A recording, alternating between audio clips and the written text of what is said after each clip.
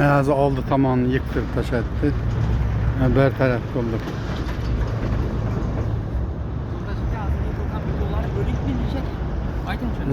Ha? Ebitdan kim detamiz? Ebit bo'ldik o'sha. İçe bölün şimdi. Şunu aytın. Qaysi yerni? Bir dolan içe bölün. Hozir Şunu aytsanız men bilemem. shu neting?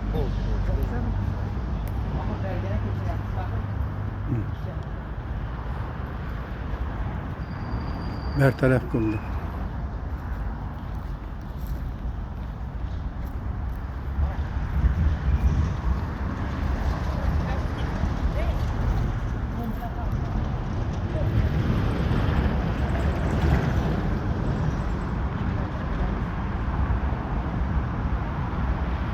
Bize tadbirkorlik maqsadida shu yerni olib klinikaga solish maqsadida shunday qilgandik, mana shunday bosim ostida qoldik.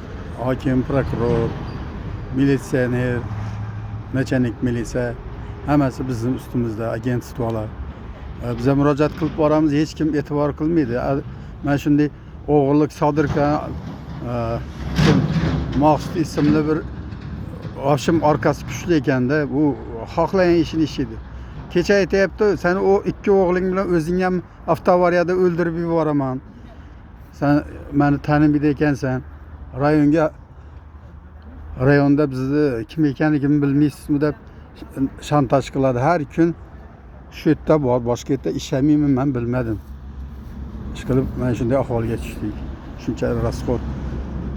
Mana bir tadbirkorni nima qilishdi bu? Biz ta'sis uyiga nima qilgandik? Endi hech kim quloq osmagandan keyin murojaat qilib mana shunday olib kelganimiz sababli bizlarni shunday bosim ostida qoldik-da. Mana shu hokim ham nima qilyapti, prokuror ham, nachanik militsiya ham nima qiladi, qo'lidan kelsa kelib nima qilib bersin. Hech nima qila olmaydi. Hozir 169-moddani 200-moddaga chiqgan, aybi yo'q debdi. Oldin qamalgan. O'zi jinniga chiqarib tashlaganlar nimani. Mana shunday ahvolda o'tiribmiz. Hech kim quloq osmaydi.